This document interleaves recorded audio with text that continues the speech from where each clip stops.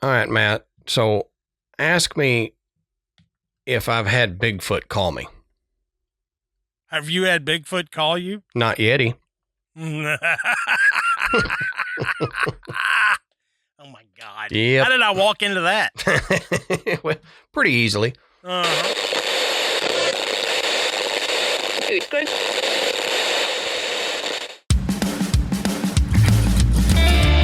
Good evening, everybody, and welcome to the Graveyard. Thank you for joining us tonight. My name is Adam. And my name's Matt. Now, pull up a tombstone or settle into your casket and get comfortable because this is Graveyard Tales.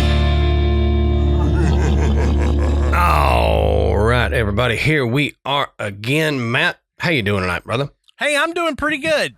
Good.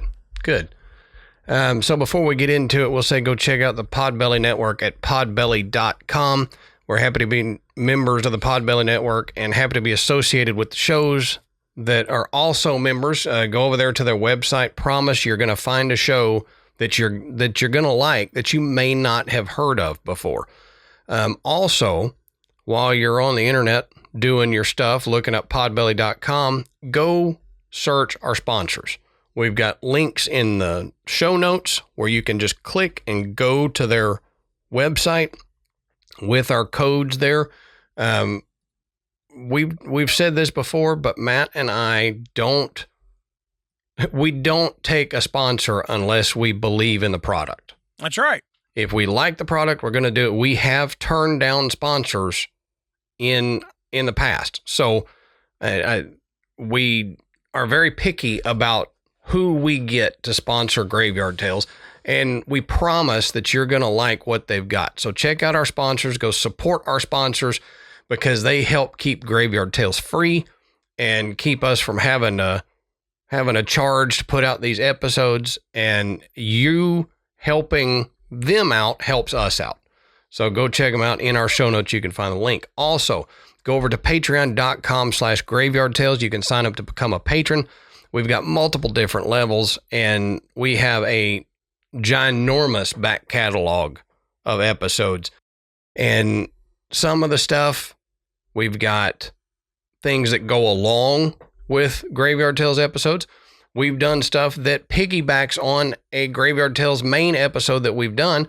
And we've got stuff that has nothing at all to do with Graveyard Tales. We just find it neat. And so it goes on Patreon. Plus, for our $10 a month members, they get our second show, Side Quest, plus all the other stuff. And they get ad-free audio and video versions of the show, along with the $5 membership. But if you like Matt and I, and you want to hear us talk about something that is not spooky or paranormal or cryptid related, that's the place to go. Check out Side Quest. We delve into personal stuff. You get like a behind the scenes, as the kids would say, a BTS of the graveyard. As the kids would say. It's based. I think I'm using that. I don't know. I'm just going to move on. But we talk about a whole bunch of different stuff. Plus, it's like Matt and I goofing around. The stuff that he and I would talk about if we were just sitting at one of the other's houses and BSing. So, promise you're going to like that. We've got over 50 episodes. We've been doing it for a year now. So, we're kind of in the groove. But go over there, patreon.com/graveyardtales. Sign up, become a patron. Promise you're going to enjoy it. All right, Matt. So that's all the BS I got for the intro here. So why don't you tell us, what are we talking about tonight, brother? Okay, so tonight we're talking about a ghost town or ghost towns. Yeah. That, it's kind of funny. We were doing this. We learned that these towns, they're so close to one another that they're kind of interchangeable. Basically the same. Mm-hmm. And these ghost towns may be literal ghost towns. Right. There's a lot of activity here because of some events that happened, during the gold rush. Mm-hmm. Look, I mean, gold and greed pushed a lot of men and women to do things that were beyond despicable, Right. And in some cases evil.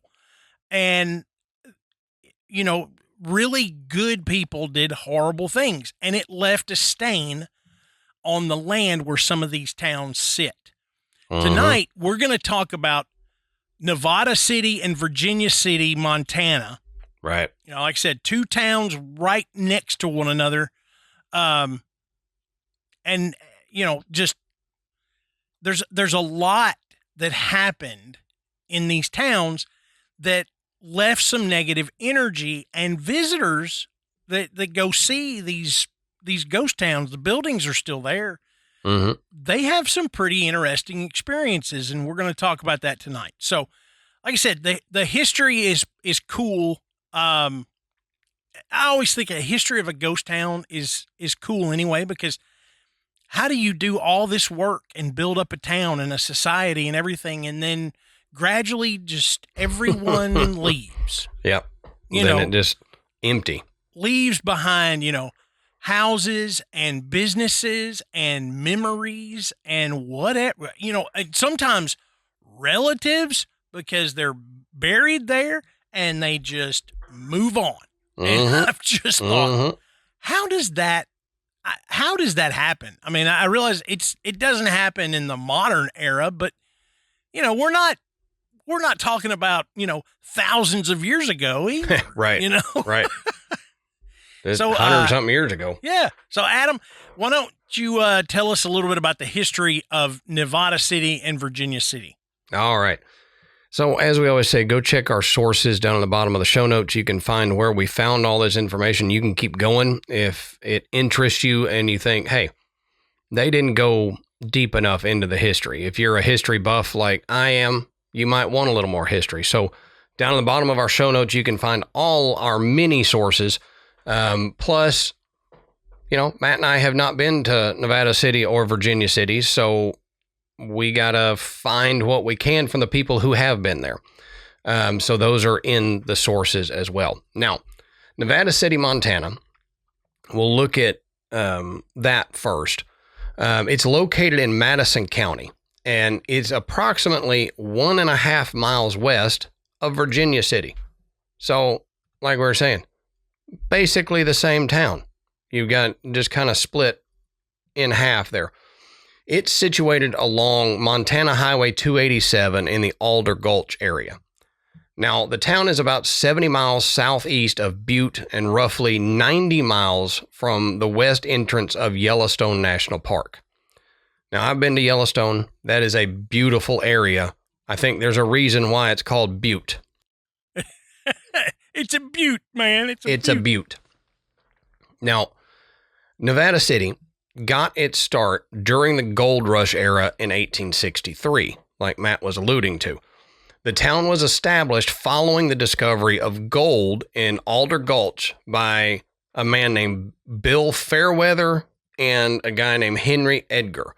And they discovered this gold on May 26, 1863.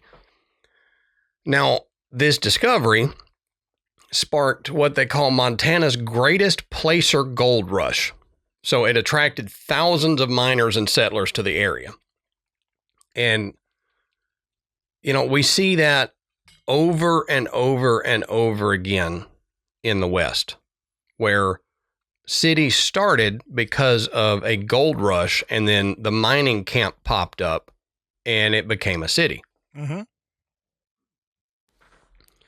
Now, Nevada City was part of a network of mining camps that, included all of Alder Gulch. And probably the most famous of these mining camps was Virginia City. And it was, the Nevada City was also known as 14 Mile City, because all of those together made up about 14 miles. So they considered it one town.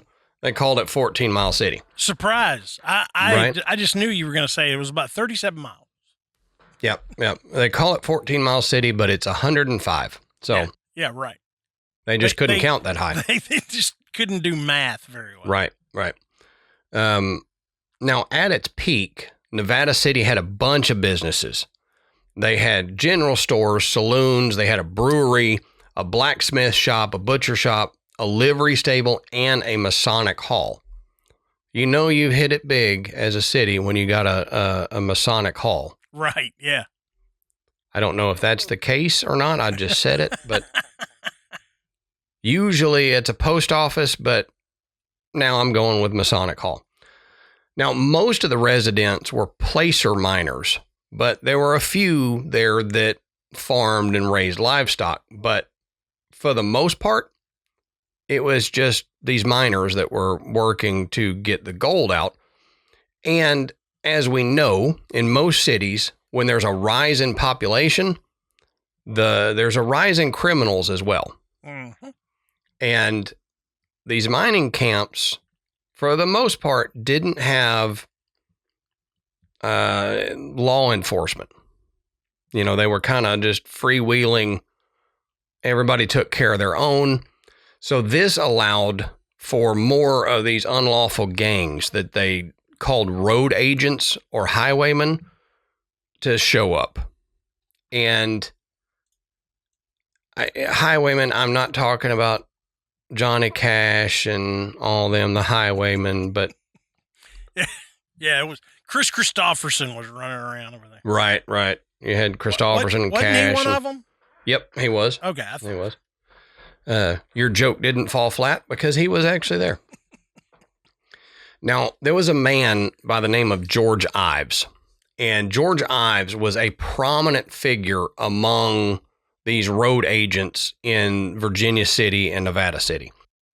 Now, the thing with George is he didn't hide the fact that he was a criminal. He actually used to ride up and down the roads there between the mining camps on what they call his famous white horse. So he rode this white horse and he would ride it up and down the road, and he would actually threaten people who passed by. So they'd come by and he's like, you better watch your back. I'm going to take your gold, you know? And yeah. Apparently there's a story where he just rode up to one of these shops in Nevada City, saw a pair of gloves hanging on the wall that he wanted, and he just ripped them off and took off with them. And when the shopkeep tried to stop him, he pulled out his gun and aimed it at the shopkeeper, who just barely got away, ran back into his store. But he then said, if I want it, I'm going to take it, and rode off.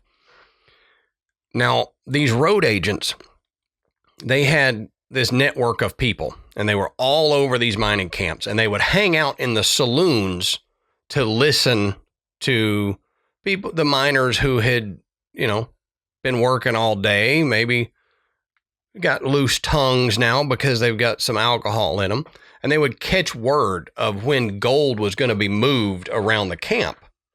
And then they would report back to George Ives and the other bosses, and then they would go steal it as it was being moved. So that whole loose lips sink ships thing, you get a little bit of liquor in you, go to the saloon, and the highwaymen are going to rob you because you just said, hey, I'm moving 15 pounds of gold tomorrow. And they're like, oh, okay. And then they take it.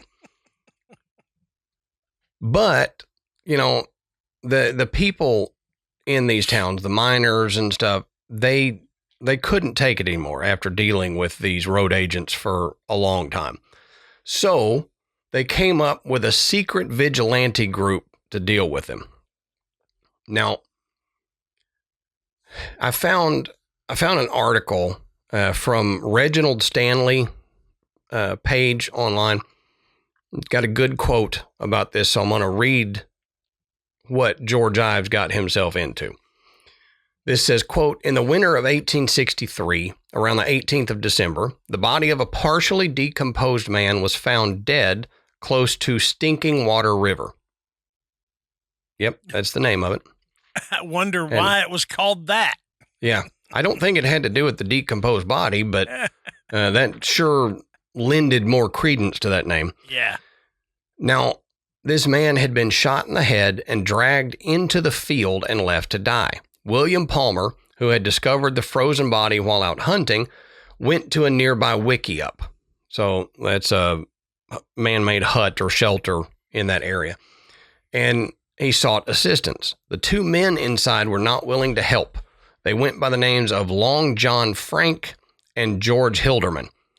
So by himself, he loaded the body onto his cart and headed back to Nevada City. The body was identified as a popular young orphan Dutchman by the name of Nicholas Thibault. Now, it turns out that Nicholas was on an errand to collect some mules for William Clark. The young man had on his person an amount of gold dust to pay for the livestock, which had been stolen during the attack. Palmer told the townsfolk what had happened at the wickiup, and it was decided a band of determined men would ride out and find the two unhelpful men and bring back the possible attackers. So Franks was found and interrogated by the posse, and it didn't take long to find out the truth. A man by the name of George Ives had chased down Thibault, took his gold, and then shot him. Ives was found hiding in a hut close by. He was arrested and brought back to Nevada City for trial. End quote. So the body was found, and then these two guys didn't want to get involved. And they said, no, we're not getting involved. Well, because of that, these vigilante groups went and drugged them out back to the town and interrogated them. And in that interrogation, these two men pointed the finger at George Ives. Now, with his history, that's possible. Mm-hmm. With George being as big of a criminal as he is, that's possible. But you also have to think maybe these guys just knew George's name because of how prominent he made himself. Right. And they wanted to get themselves out of trouble. You know, they didn't do it, but they just didn't want to be in trouble. So they fingered the guy who they knew his name. Either way, George Ives was fingered by this Frank guy, and the vigilantes went and got George Ives. Yeah. Now, George Ives was put on trial by these vigilantes. This trial lasted for over 3 days. Now, Wilbur Fisk Sanders, a 33-year-old lawyer, was the guy who acted as the lead prosecutor. Now, 3 days doesn't seem like a long time for a trial, but being that the trial was held outdoors on the main street in Nevada City with over 1,000 spectators attending, that was a long time to be outside in the winter in Montana. Now, what they did is they positioned 2 freight wagons end to end to kind of serve as the seats for the judges and the attorneys and stuff. Now, they selected a jury of 24 men to hear the case.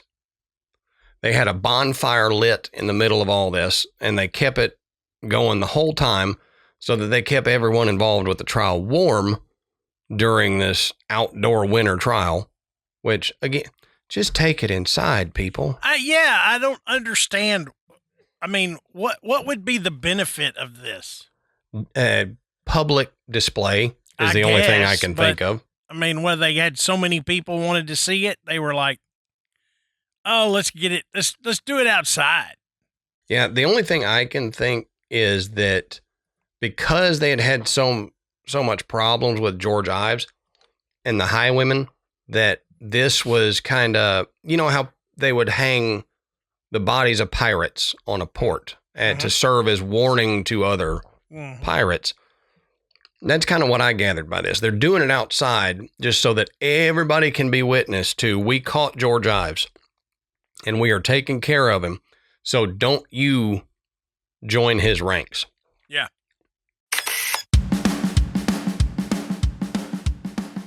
All right. So let's take a second and talk about one of tonight's sponsors, and that's Ollie.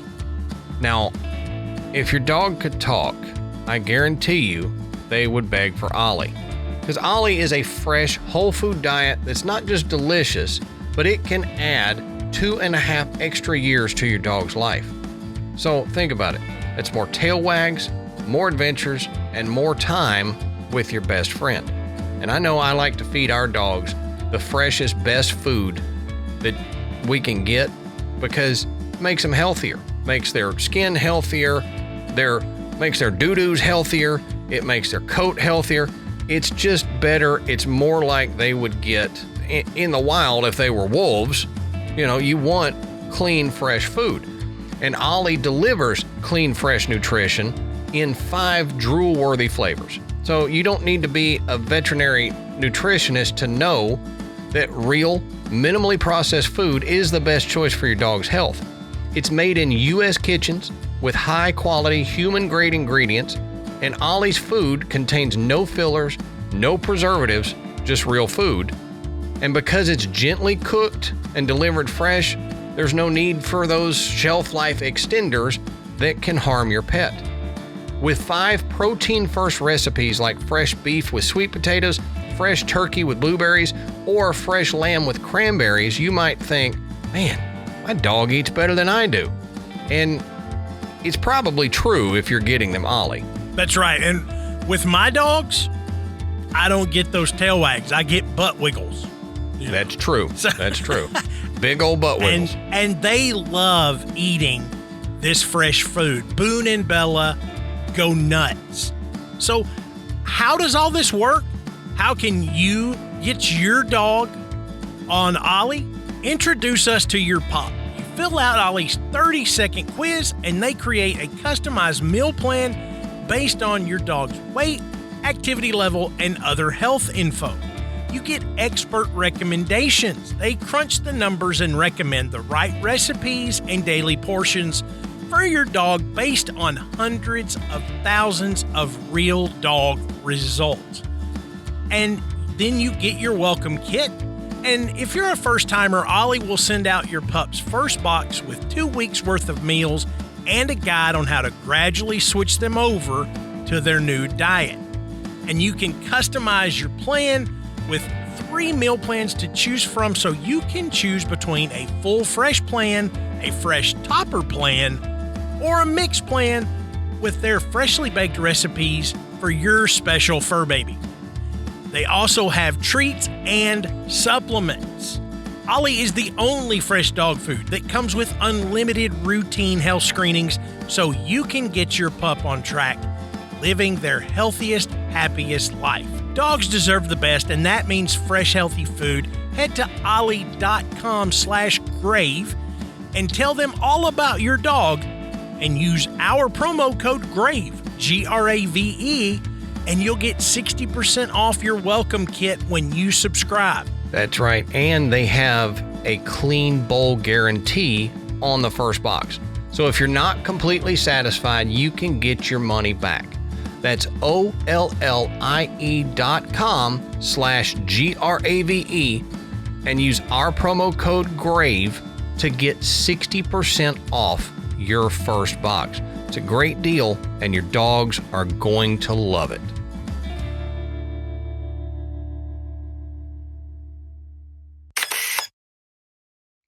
Now, on December 21st, 1863, the jury broke away and deliberated.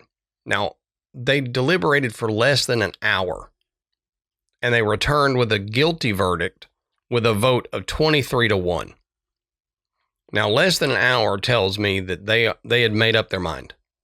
Well, yeah. Already. Maybe even before they heard everything. But again, I don't know. He might have done it. He might not. I don't know. But I'm saying the jury had already made up their mind. Now a man named Wilbur Sanders, he was the lead prosecutor. And immediately on hearing the guilty verdict from the jury, he moved that Ives be, quote, forthwith hung by the neck until he was dead, end quote. Forthwith. So, real quick, with a quickness. Now, Ives pleaded with Sanders to postpone the execution until the following morning. But Sanders was having none of it, and the request was denied. Now, you think, okay, what?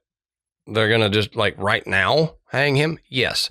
They made a makeshift gallows, quickly put together a gallows. And Ives was hanged in full view of the crowd.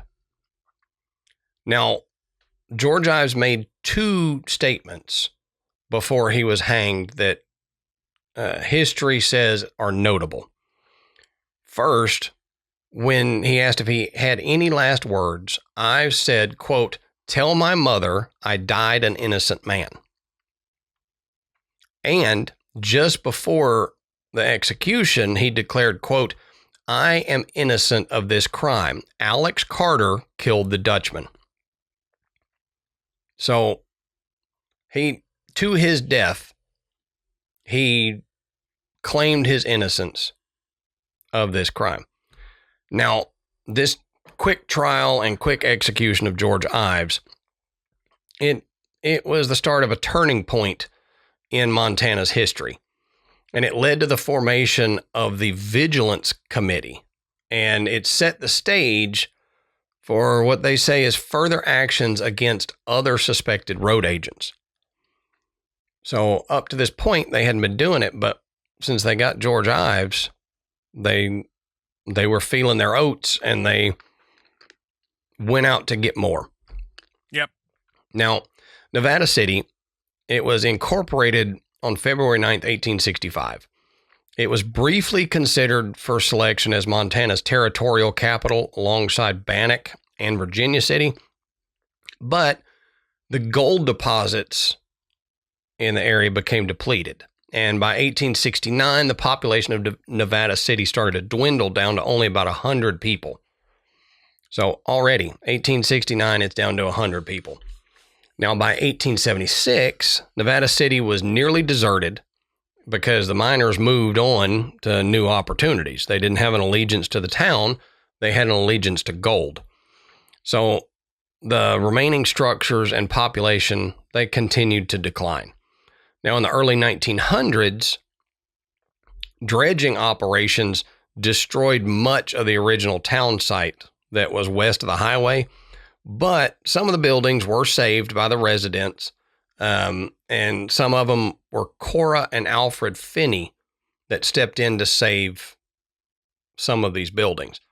Now, in the 1940s and 50s, Charles Bovey began collecting historic buildings from across Montana, and he would move them to Nevada City, and he wanted to transform the town into a living historical museum, which is kind of cool. Yep. But, some of the buildings that are in Nevada City now are not original because those were torn down, but they are historic buildings. Now, by 1978, over 90 historic buildings had been gathered in Nevada City, included 14 original structures. So the site retained its original layout and incorporated relocated buildings to recreate this frontier town atmosphere. Well, in 1997, the state of Montana purchased the Bovey properties in Nevada City and Virginia City, and today it's managed by the Montana Heritage Commission as an outdoor museum showcasing life during the Gold Rush era. So, we said Nevada City and Virginia City are closely tied. So, real quick, we're going to jump into Virginia City because a lot of the history is the same because they're basically the same town. But we'll look at Virginia City real quick before Matt jumps in here. Now, after the discovery of the gold in the Alder Gulch area in 1863 that we talked about, Virginia City was set up as one of these small gold camps right next to Nevada City. Uh-huh. Well, within weeks, Virginia City was transformed from this small camp into what they call a bustling boom town, and it attracted thousands of fortune seekers. By the fall of 1863, the population had exploded to between 7,000 and 10,000 people in Virginia City. Now, the town was initially named Varina after the First Lady of the Confederacy, but it was recorded as Virginia City because of a judge's objection.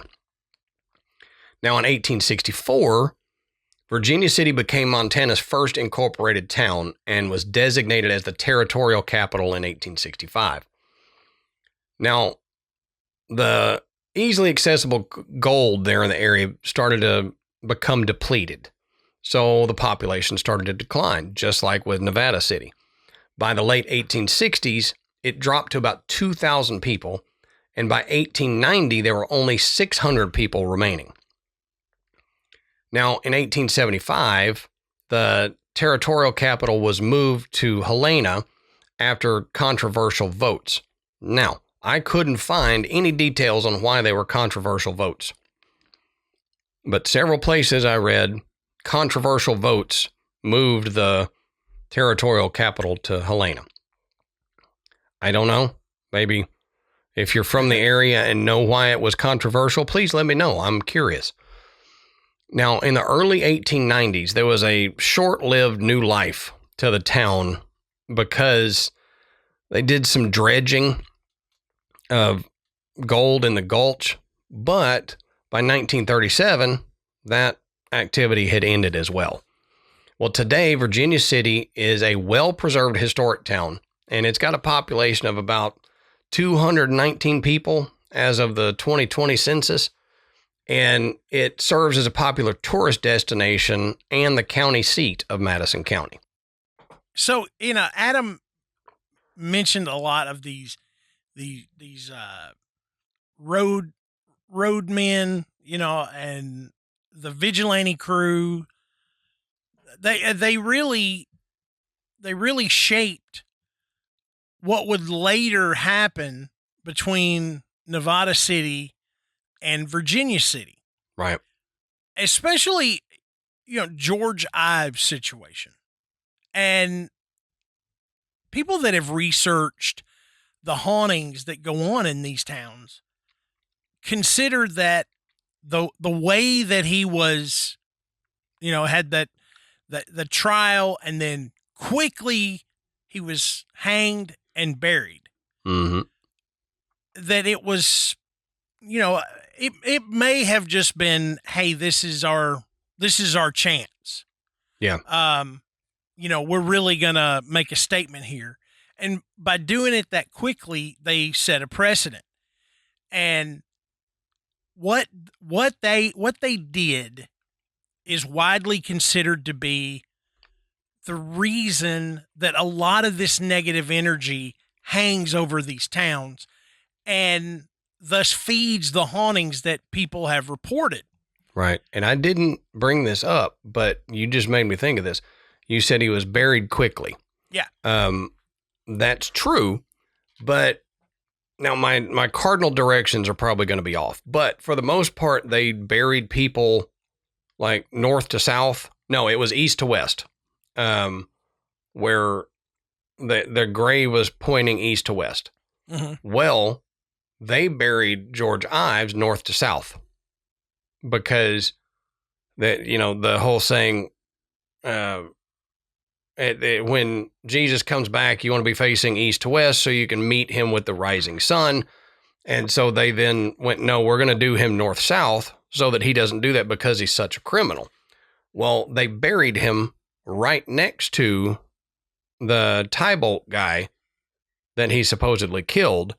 So his grave and Tybolt's apparently form like a T.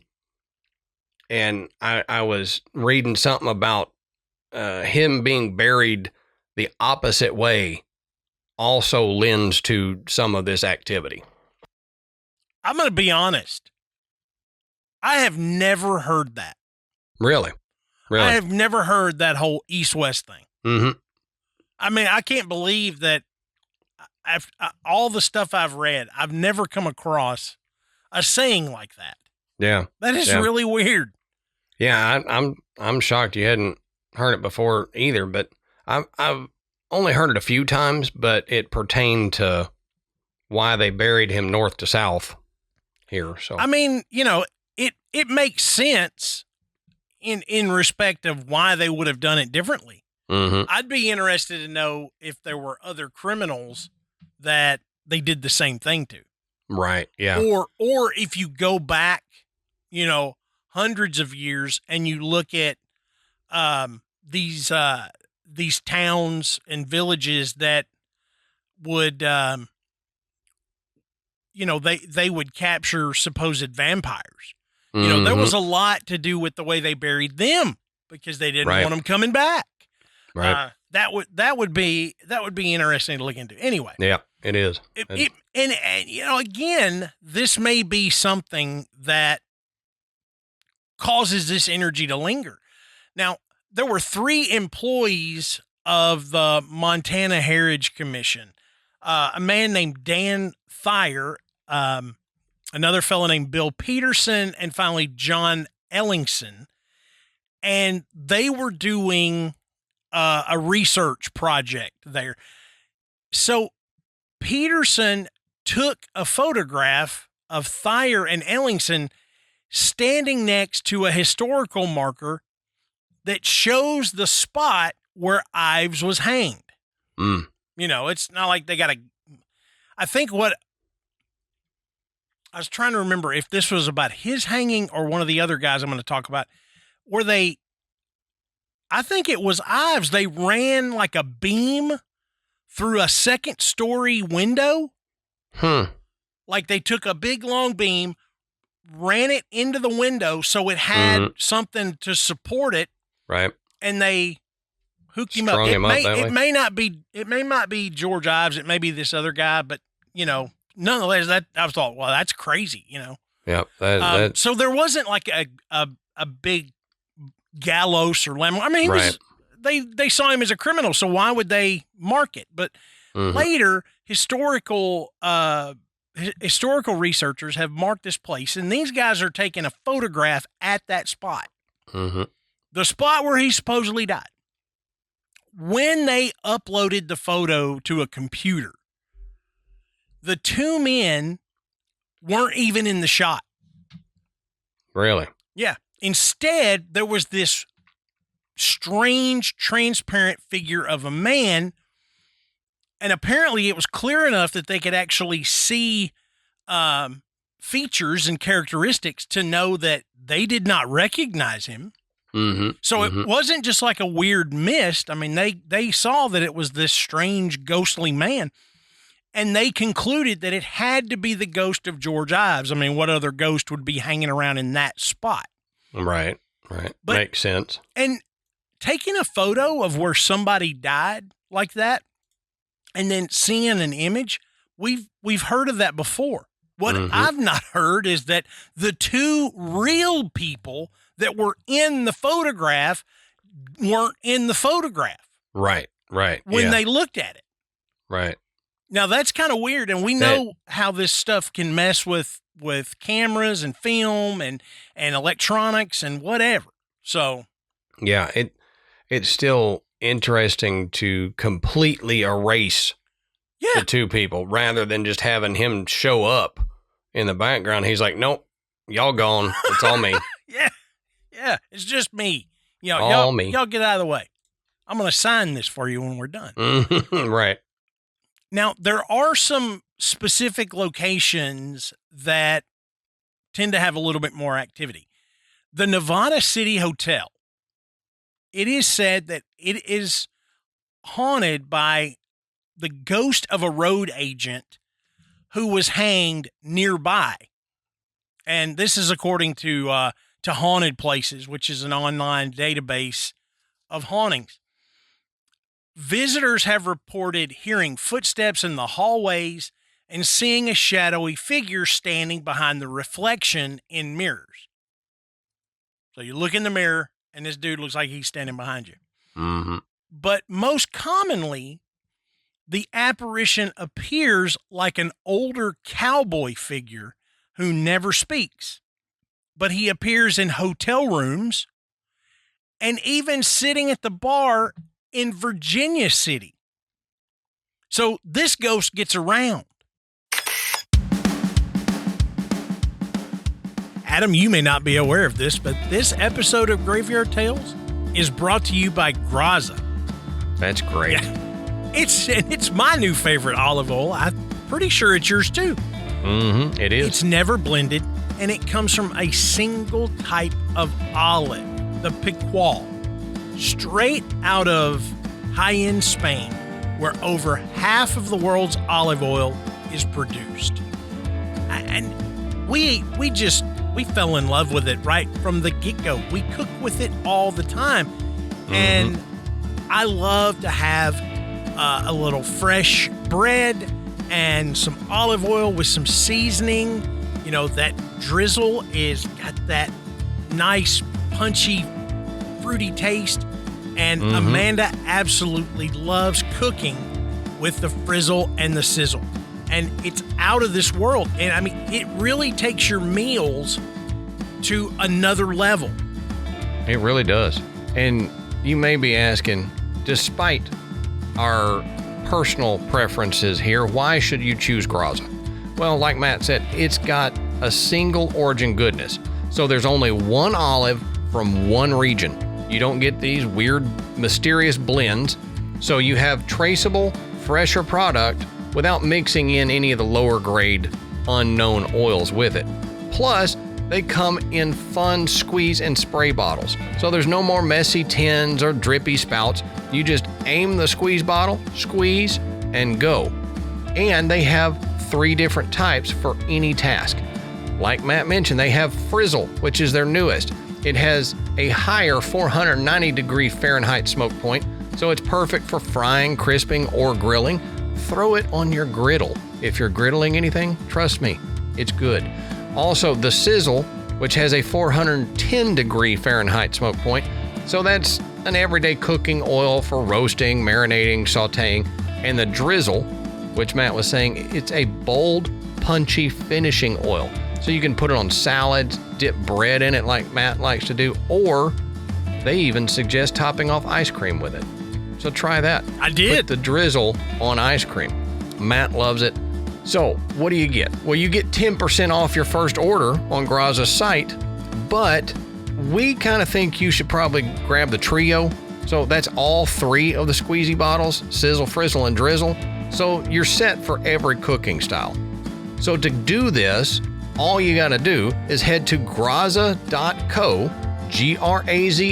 Graza.co, and use our code GRAVE, GRAVE, to get 10% off of the trio, which includes the Sizzle, Frizzle, and Drizzle. That's right. Just go to graza.co and use our promo code GRAVE, GRAVE, and you'll get 10% off the trio, which includes Sizzle, Frizzle, and my favorite for ice cream, the Drizzle.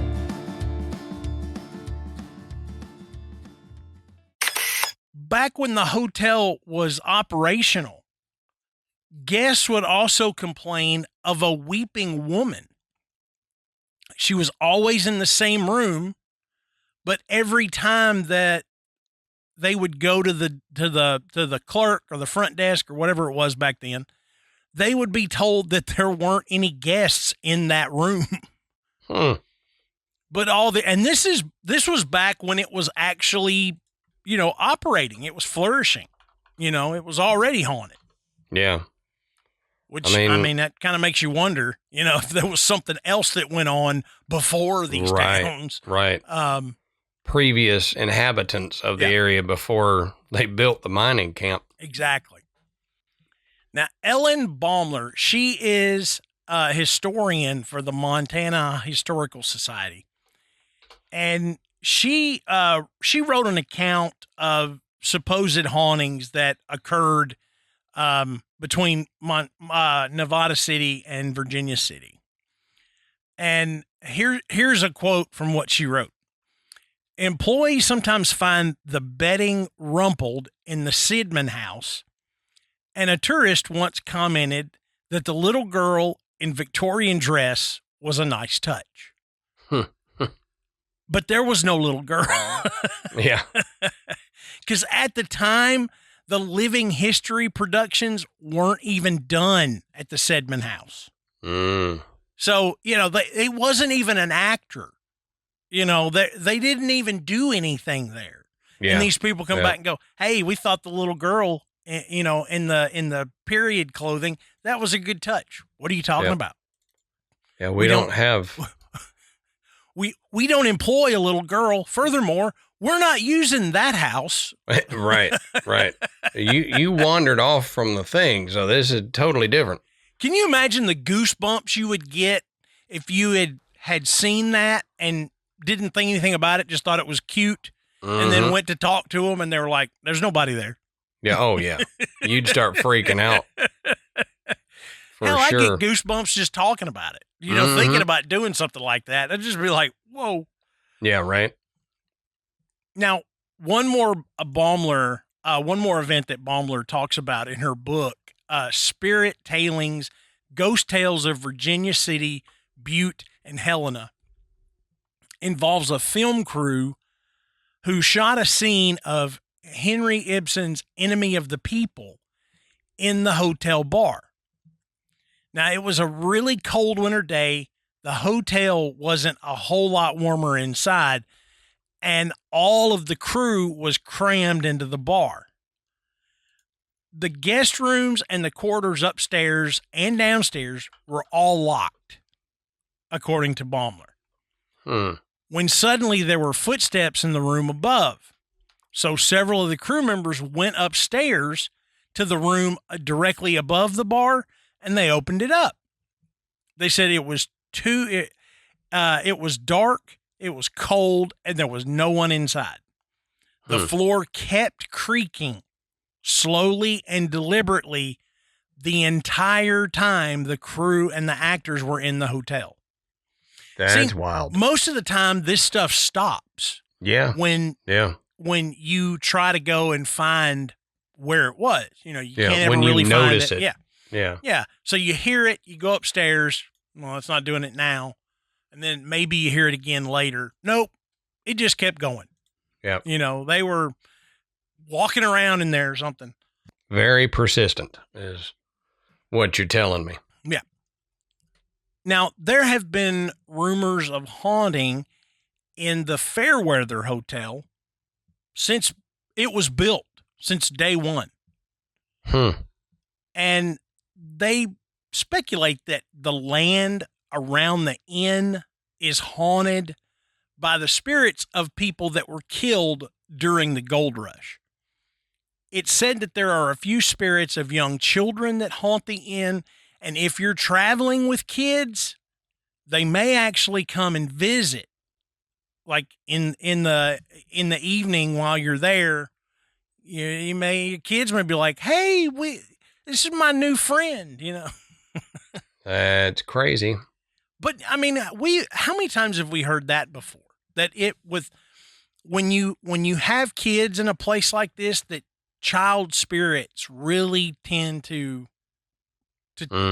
come take notice, I guess. Yeah. They really come out to play. Pun intended. Right. Now, footsteps in the Fairweather Hotel are also very commonly reported when there's no one there. And there's also the sound of a woman's long Western dress rustling as she walks back and forth down the hallway. Now, if you know what we're talking, if you ever watched like old Westerns like Gunsmoke or anything, and you saw the ladies, they had the ruffle underneath their dress. It wasn't just the dress and, legs underneath. There was this big ruffle that made it kind of poof out. Well, right. It made a very distinctive sound when these people would walk because all that material was rubbing against one another. People have reported that this is what they hear, like someone is walking back and forth in the hallways wearing one of these dresses. That's a very distinct sound. Yeah. So you hear this enough and you're like, I can't figure out what this sound is. So they've heard it enough to be able to come up with the idea that this is what it is. Yeah. That's a sound that when you first hear it, that's not what would pop into your head immediately. No. It would be an odd, like, what is this weird swishy noise? And right. Is somebody sweeping up here? Yeah. You start rubbing things together, trying to recreate it. And you're like, no, that's not it. What's going on? But they say that the guest rooms, the doors of the guest rooms will open and close on their own. And visitors who have stayed in room 10 report the most frequent activity. Some of the visitors have even left in the middle of the night, unable to stand whatever is haunting the Fairweather Hotel. There are unexplained whispers, grunts, and sighs that can be heard in room 10. You know, you can only stand so much. I mean, if you're in there trying to sleep and you're constantly hearing somebody like whispering in the corner or somebody grunting, you know, get them some Miralax and go, peace be with you, and I'm out the Right. I mean, grunting would be grunting weird. and sighs, you know, that we've heard that grunting, you know, from these people that say they're experiencing, you know, demonic hauntings or whatever. So, you know, it or just sitting in your room and hearing, it's like there's somebody in this room again. You know, why can't people stay out? Right. Just leave me alone. Now, because it was a gold rush town, Virginia City has its share of, you know, pretty terrible things that have happened, and stories of the hauntings. But there's one story that kind of stands out. And honestly, Adam, if I saw this one, I would be creeped the hell out. Visitors regularly report seeing a black-robed figure walking the streets of the town. And there are guests that one of the inns that's in Virginia City is the Bonanza Inn. Okay. Yeah. And they have, I had to look this up. Okay. It says, people that stay in the Bonanza Inn or visit the Bonanza Inn rather, they encounter unexplained noises and, quote, cloying smells. Do you know what the word cloying means? Not when it comes to smells. It means excessively sweet, rich, or sentimental. It says, or especially to a disgusting or sickening degree, like romance. Okay. So it's like, hi, Schmoopy. Oh, yeah. well, you know. So it would be. And you're like, oh my basically God. Basically the same thing, just with a smell. So what the hell does that smell like? I don't know. It must be like flowers and perfume. Yeah, excessively sweet. Yeah. Oh, just overdone. At least that's what I'm going to hope it is. I can't imagine what else it would be. If it's something else that I'm thinking, I don't want to. No. That's exactly what I thought. But I was like, no, surely not. But I could see why they used the term cloying. I mean, what else are they going to say? They probably had to look hard. Where can we find a more discreet word to describe what we're smelling? Yeah, right. Now, you know, that's odd, but it's not all that scary on the front end. But the Bonanza used to be the hospital of the Sisters of Charity. Now, Ellen Baumler, who we mentioned earlier, who is with the Historical Society of Montana, she thinks that the figure that people are seeing out on the street is Sister Irene, who was a nun beloved by the community, and she was the most active in looking after the welfare of the town's residents. Ghost nun. Yep. Yep. That In ghost an nun, old west ghost town. Ghost nun would be creepy. You mentioned the black robed figure. I think that would creep me the hell out more than anything. And I loved this article because it finishes this story out with there's something comforting in thinking that, you know, this good nun is still making the rounds. I don't know how comfortable that is too. I've seen is it the Conjuring that the nun is? Yeah. Now, if it was like Sister Act, we might be okay. But it's out there doing like a vaudeville routine. Mm-hmm. I would be okay with that one, but yeah, I've seen too many creepy nuns in horror movies for that to be comforting to me. Now, over the decades, another place that has had frequent reports of paranormal activity is the Elling House. But just like a lot of Virginia City, it fell into disrepair, and it eventually came under the care of a man named John Ellingson, who served as the curator of Virginia City since 1972. Now, Ellingson started to notice that there were an awful lot of windows breaking in the Elling house. You know, come back and be like, I'm pretty sure this window wasn't broken yesterday. Yeah, and, right. You know, you go back and there's 2 more broken windows. What's going on? Yeah. Now I know it wasn't broken. But what was weird about these broken windows is that the glass was on the ground outside. So they had been broken from the inside. Yeah. So it wasn't some kid throwing a rock in. Right. A bird or anything like that. Mm-hmm. So John decided that somebody's getting in here and messing around.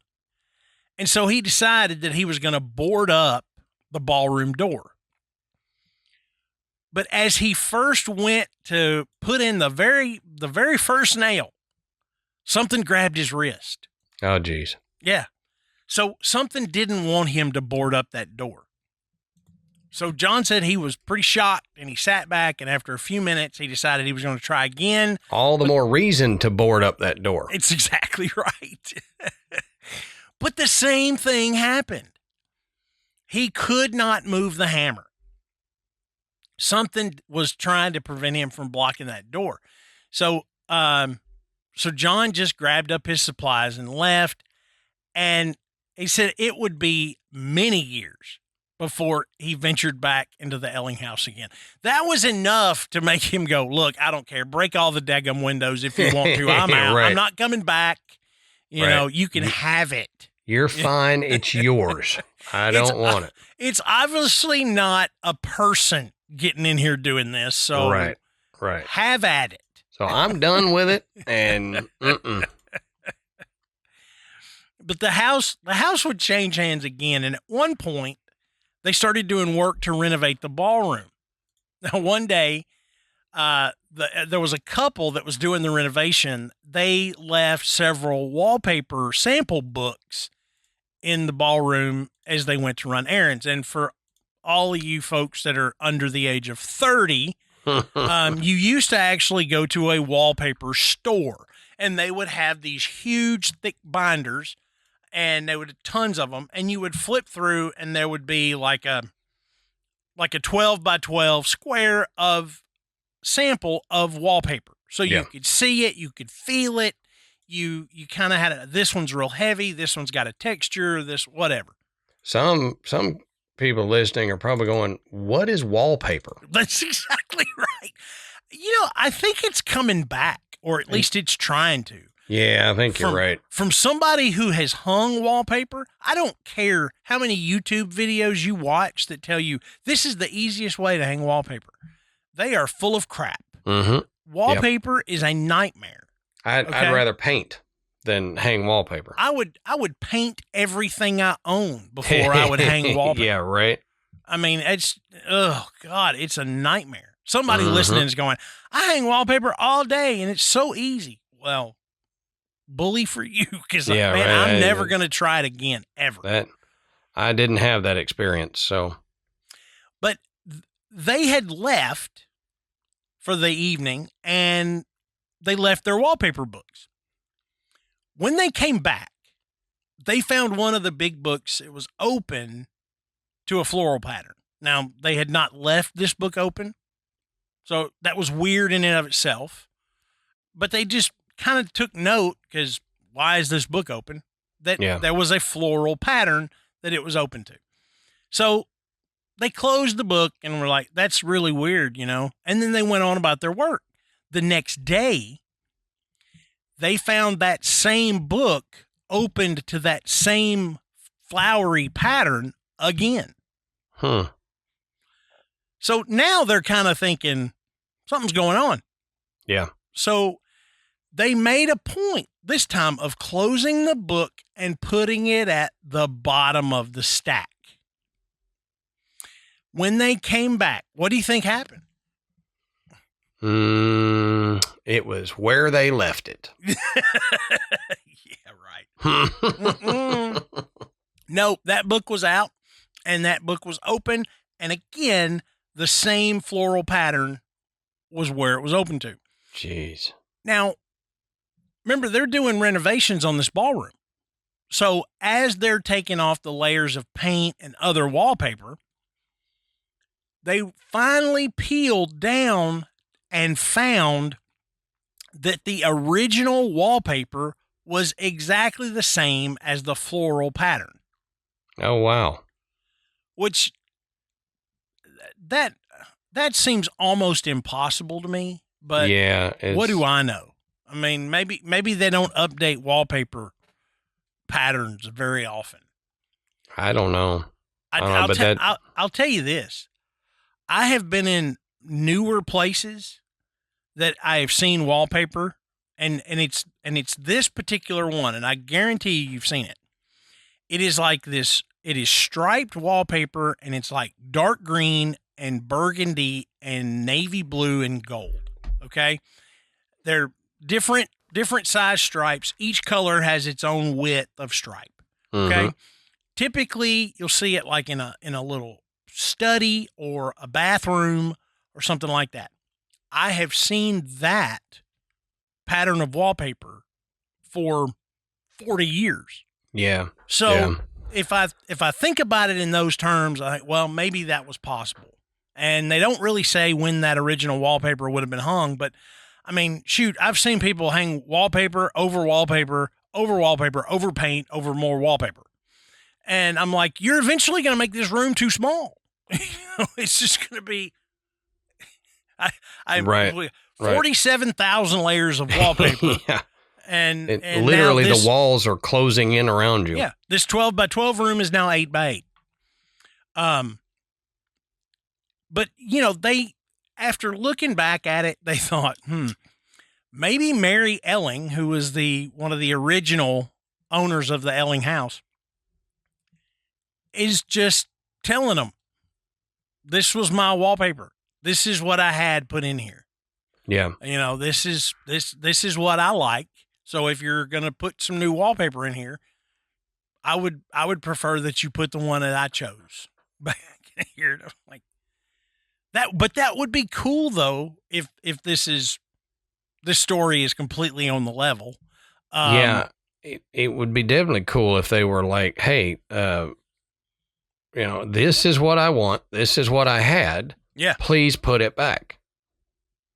Or if they started hanging up something different and it just wouldn't stick. Yeah. They come back the next day and it's all down on the floor. She's like, I told y'all that I want this. Yeah, right. Now, this last story, I included all of the history story with this one, because the story is great, and a lot of these people, they made a mark on this town historically. there was a guy named Joseph A. Jack Slade. Jack Slade. Man, does that not sound like he's probably the coolest Western dude you've ever met? Yeah, that's the toughest guy in town. Yeah. Jack Slade. He walk in, through those swinging doors and spit in a spittoon and it would go, boom, Right. Yeah, that guy. But Jack Slade and his wife, Virginia, moved to Virginia City in 1863 because Jack had been fired from his job with Ben Holliday's Overland Stage Company. Now, Jack had a reputation as a troublemaker, but some people kind of looked at him as like a Jekyll and Hyde kind of guy, Yeah, he would get a little rowdy, but he was also pretty nice. He did he did some good things. For instance, he once rescued a woman whose husband had been killed before tracking down the murderers and killing them himself. Oh, yeah, that's a good thing to do. He may be a little rough and tumble, but he did some nice things. But his heart's in the right place. And he's kind of a badass. Right. Again, toughest dude in town. Yeah. And for the most part, Jack Slade was well liked by the community until he started drinking. And then things got a little out of hand. Mm-hmm. So after a night of particularly excessive drinking and extracurricular troublemaking, right? The Vigilance Committee decided that enough is enough. Okay, Jack, we got to do something about Jack. This is, he just done some nice stuff, but this has got to, we can't deal with this anymore. Yeah. So they nabbed him up and they held a brief trial and they said, yeah, he's guilty. Let's hang him.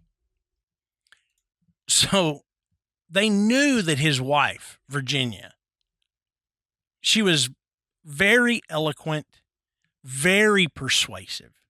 So these vigilantes knew if we're going to succeed at hanging this guy, we're going to have to move fast because once she gets wind of it, she's going to come in here and convince everybody to let him live.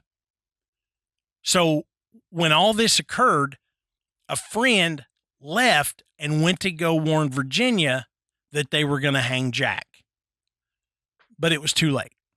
So just as someone in the crowd shouted, Mrs. Slade is coming, they kicked the box out from under Jack's feet and hanged him. And then here comes Mrs. Slade up on her horse. And there he was, already dead. She was just a little too late. Today, she better have whooped all their butts. I'm telling you. Today, people claim to have caught a glimpse of Virginia's ghost riding furiously toward town, with her black skirt blowing in the wind and a cloud of dust just appearing.